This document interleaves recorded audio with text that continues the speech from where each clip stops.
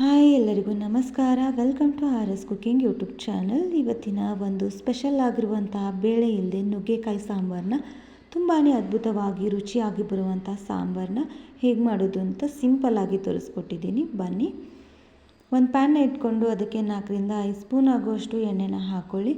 ನಂತರ ಒಂದು ಚಿಟಿಕೆ ಆಗುವಷ್ಟು ಜೀರಿಗೆ ಸ್ವಲ್ಪ ಚೇಂಜ್ ಆದಮೇಲೆ ಕಲರು, ನಂತರ ಒಂದು ಚಿಟಿಕೆ ಆಗುವಷ್ಟು ಸಾಸಿವೆ, ನಂತರ ಒಂದು 4ರಿಂದ 5 ಬೆಳ್ಳುಳ್ಳಿ ಹೆಸರನ್ನ ಚಚ್ಚಿಬಿಟ್ಟು ಹಾಕ್ಕೊಳ್ಳಿ.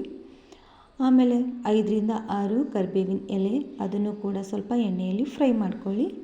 ಇವಾಗ ನಂತರ ಏನು ಮಾಡಬೇಕು, ಕಟ್ ಮಾಡಿರುವಂತಹ ನುಗ್ಗೆಕಾಯಿನ ಈ ಥರ ಕಟ್ ಮಾಡಿಕೊಂಡು ಇಟ್ಕೊಂಡು ಒಗ್ಗರಣೆಯಲ್ಲಿ ಡೈರೆಕ್ಟ್ನ ಸೇರಿಸ್ಕೊಳ್ಳಿ. ನುಗ್ಗೆಕಾಯಿನ ಕೆಲವೊಬ್ಬರು ಬೇಳೆ ಸಾಂಬಾರು ಮಾಡಬೇಕಾದ್ರೆ ಡಿಫ್ರೆಂಟಾಗಿ ಕುದಿಸ್ಕೊಂಡ್ಬಿಟ್ಟು ಹಾಕೋತಾರೆ.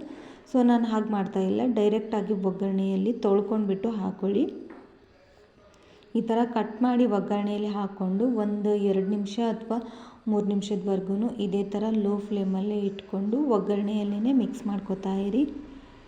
ನಂತರ ಇದಕ್ಕೆ ಖಾರ ರುಚಿಗೆ ಎಷ್ಟು ಬೇಕು ನಿಮ್ಗೆ ಖಾರ ನೋಡಿಕೊಂಡು ಹಾಕ್ಕೊಳ್ಳಿ. ಮಸಾಲೆ ಖಾರನ ಹಾಕ್ತಾಯಿದ್ದೀನಿ, ಇಲ್ಲ ಅಂದವರು ಕೆಂಪು ಖಾರನೂ ಕೂಡ ಯೂಸ್ ಮಾಡ್ಬೋದು. ಖಾರ ಹಾಕಿದ್ಮೇಲೆ ನುಗ್ಗೆಕಾಯಿಗೆಲ್ಲ ಹತ್ತಬೇಕು. ಸೊ ಹಾಗಾಗಿ ಲೋ ಫ್ಲೇಮಲ್ಲಿ ಇಟ್ಕೊಂಡು ಮಿಕ್ಸ್ ಮಾಡ್ಕೋತಾ ಇರಿ. 1 ನಿಮಿಷ ಅಥವಾ 30 ಸೆಕೆಂಡ್ವರೆಗೂ ಅದನ್ನು ಮಿಕ್ಸ್ ಮಾಡ್ಕೋತಾ ಇರಿ. ನೋಡಿ, ಎಣ್ಣೆಯಲ್ಲಿ ಈ ಥರ ಬಬಲ್ಸ್ ಬರಬೇಕು, ಆ ಥರ ಕುದೀತಾ ಇರಬೇಕು ಖಾರ ಹಾಕಿದ್ಮೇಲೆ. ನಂತರ ಉಪ್ಪನ್ನು ಕೂಡ ಸೇರಿಸ್ಕೊಳ್ಳಿ. ಉಪ್ಪು ಹಾಕಿದ್ಮೇಲೂ ಕೂಡ ಅಷ್ಟೇ ಲೋ ಫ್ಲೇಮಲ್ಲೇ ಇಡಿ. ಯಾವಾಗ ಹೈ ಫ್ಲೇಮಲ್ಲಿ ಇಟ್ಟರೆ ನುಗ್ಗೆಕಾಯಿ ಖಾರ ಅಥವಾ ಏನಿರುತ್ತೆ ನೋಡಿ ಅದೆಲ್ಲ ಸೀದು ಹೋಗುತ್ತೆ. ಸೊ ಹಾಗಾಗಿ ಲೋ ಫ್ಲೇಮಲ್ಲಿ ಇಟ್ಕೊಂಡು ಈ ಥರ ಮಿಕ್ಸ್ ಮಾಡ್ಕೋತಾ ಇರಬೇಕು. ಸೊ ಇದಕ್ಕೆ ನಾನಿಲ್ಲಿ ಶೇಂಗಾ ಪುಡಿನ ಮಿಕ್ಸ್ ಮಾಡಿಕೊಂಡು ನೀರಲ್ಲಿ ಹಾಕೋತಾ ಇದ್ದೀನಿ. ಸೊ ಬೇಳೆನ ಹಾಕ್ತಾ ಇಲ್ಲ ಇಲ್ಲಿ. ಈ ಥರನೂ ಮಾಡಿಕೊಂಡ್ರೆ ತುಂಬಾ ರುಚಿಯಾಗಿ ಬರುತ್ತೆ. ಒಂದು ಸಲ ನೀವು ಟ್ರೈ ಮಾಡಿ. ಈ ಥರನೂ ಕೂಡ ತುಂಬಾ ರುಚಿಯಾಗಿ ಬರುತ್ತೆ ನುಗ್ಗೆಕಾಯಿ. ಇವಾಗ ಇದನ್ನು ಸ್ವಲ್ಪ ಮೀಡಿಯಮ್ ಫ್ಲೇಮಲ್ಲೇ ಇಟ್ಕೊಂಡು ಕುದಿಸ್ಕೊಳ್ಳಿ. ಆಮೇಲೆ ರುಚಿಗೆ ತಕ್ಕಷ್ಟು ಸ್ವಲ್ಪ ಕಟ್ ಮಾಡಿಕೊಂಡು ಕೊತ್ತಂಬರಿ ಸೊಪ್ಪನ್ನು ಹಾಕ್ಕೊಳ್ಳಿ. ಯಾರೆಲ್ಲ ಈ ಥರ ಸಾಂಬಾರನ್ನ ಮಾಡಿದ್ದೀರಾ ಅನ್ನೋರು ಪ್ಲೀಸ್ ಕಮೆಂಟ್ ಮಾಡಿ ತಿಳಿಸಿ. ಹಾಗೆ ನನ್ನ ಚಾನಲ್ನು ಕೂಡ ಫಸ್ಟ್ ಟೈಮ್ ನೋಡ್ತಾ ಇದ್ದವರು ದಯವಿಟ್ಟು ಸಬ್ಸ್ಕ್ರೈಬ್ ಮಾಡಿಕೊಡಿ. ಹಾಗೆ ಒಂದು ವಿಡಿಯೋನ ಸ್ವಲ್ಪ ಎಡಿಟ್ ಮಾಡೋದ್ರಲ್ಲಿ ಸ್ಕಿಪ್ ಆಗಿದೆ. ಸೊ ಅದನ್ನು ಏನಾಗಿದೆ ಅಂತ ಮುಂದಗಡೆ ತಿಳಿಸ್ತೀನಿ. ಸೊ ನೋಡಿ, ಎಷ್ಟು ಚೆನ್ನಾಗಿ ಗಟ್ಟಿಯಾಗಿ ಬರಬೇಕಂದ್ರೆ, ತೀರಾ ನಿಮಗೆ ತೆಳುವಾಗಿ ಬರಬೇಕಂದ್ರೂ ನಿಮ್ಮ ಕೈಯಲ್ಲಿದೆ. ಕನ್ಸಿಸ್ಟೆನ್ಸಿನ ನೋಡಿಕೊಂಡು ನೀರನ್ನು ಹಾಕ್ಕೊಳ್ಳಿ.